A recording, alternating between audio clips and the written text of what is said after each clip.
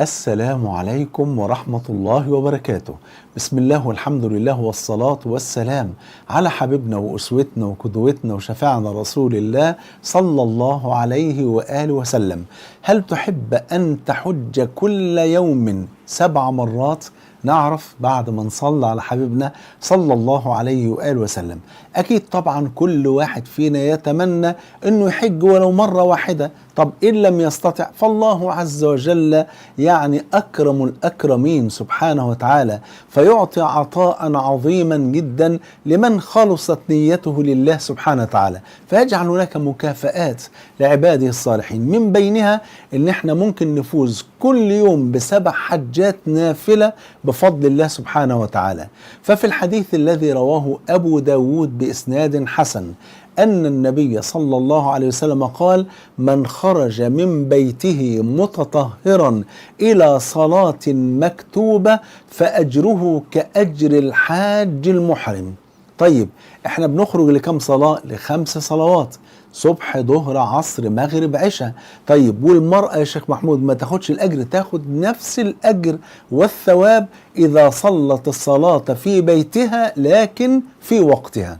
بمعنى هتصلي الصلوات ال5 في بيتها، في وقت الصلاة بتقوم تصلي، تاخد نفس الأجر، يتكتب لها 5 حجات ب5 صلوات بفضل الله في وقتها وهي تصلي في بيتها. الله أكبر، أدي كده 5 حجات نافلة بفضل الله. طيب ورقم 6 كما ورد في الحديث الذي رواه الترمذي بسند صحيح أن النبي صلى الله عليه وسلم قال: من صلى الصبح في جماعة. طب والنساء برضه يا شيخ محمود واخدة نفس الأجر وهي ببيتها. من صلى الصبح في جماعة ثم جلس في مصلاه يذكر الله تعالى حتى تطلع الشمس ثم صلى ركعتين من الضحى كتبت له كأجر حجة وعمرة تامة تامة تامة.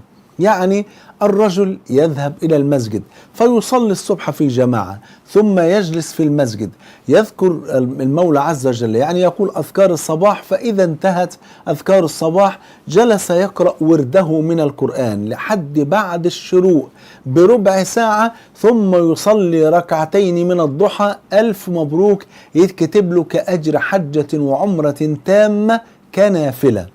طب والمرأة لها مصلى في البيت، لها مكان بتصلي فيه البيت، سواء في غرفة أو في الصالة أو في أي مكان محددة مكان بتصلي فيه. فإذا سمعت الأذان قامت وصلت سنة الصبح، ثم بعد ذلك صلت صلاة الصبح بفضل الله وتجلس في مكانها تذكر المولى عز وجل. فإذا انتهت أذكار الصباح جلست تقرأ وردها من القرآن لحد بعد شروق الشمس بربع ساعة ثم تصلي ركعتي الضحى فيكتب لها كأجر حجة وعمرة تامة. كده كم حجة يا جماعة؟ كده 6 حجات بفضل الله سبحانه وتعالى. طب والسابعة كما ورد في الحديث الذي رواه الطبراني في الكبير بسند حسن صحيح كما قال العلامة الألباني في صحيح الترغيب والترهيب، قال صلى الله عليه وسلم: من غدا إلى المسجد لا يريد إلا أن يتعلم خيرا أو يعلمه كان له كأجر حاج تاما حجته. الله أكبر. والمرأة لها نفس الأجر بفضل الله. بس نعمل إيه بقى يا شيخ محمود في قول النبي صلى الله عليه وسلم: من غدا إلى المسجد لا يريد إلا أن يتعلم خيرا أو يعلمه؟ بكل بساطة الرجل يذهب إلى المسجد يتعلم أو يعلم، يعني عرف إن في حلقة تعليم في المسجد مثلا درس علم فيروح يحضر، تمام كده. طب والمرأة تعمل ايه لو عايزة تروح تحضر معاه في المسجد؟ لا تمنعوا إماء الله مساجد الله. طب لو عايزة تجلس في البيت وتاخد نفس الأجر بكل بساطة تعمل ايه؟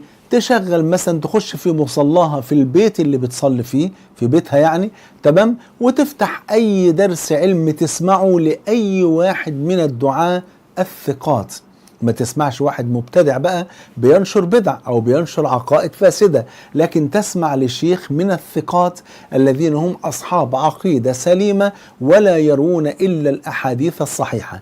تفتح الدرس بتاعه سواء على الهاتف أو مثلا على لابتوب أو أي حاجة، وتجلس بنية طلب العلم. في هذا المصلى، سواء حتى درس ولو ربع ساعة أو نص ساعة، تستمع للدرس بنية إن هي جلسة لطلب العلم، تاخد نفس أجر الرجل وهو رايح يطلب العلم في المسجد بفضل الله سبحانه وتعالى. آدي 7 حجات نافلة في يوم واحد.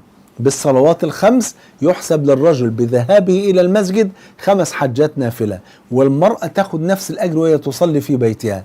فأما في صلاة الفجر فهناك مزية أخرى، إن هيصلي الصبح في جماعة أو هي تصلي الصبح في بيتها، تمام، ثم يجلس في مصلاه وهي تجلس في مصلاها، يذكر المولى عز وجل حتى تطلع الشمس، ثم يصلي كل واحد منهما صلاة الضحى، فيكتب لهما أجر حجة وعمرة تامة. فإن غدا الرجل إلى المسجد ليطلب العلم أو ليعلم الناس فكتبت له كأجر حاج تاما حجته، والمرأة لها نفس الأجر إذا جلست في مصلاها بنية طلب العلم، تستمع إلى درس لأحد المشايخ الثقات.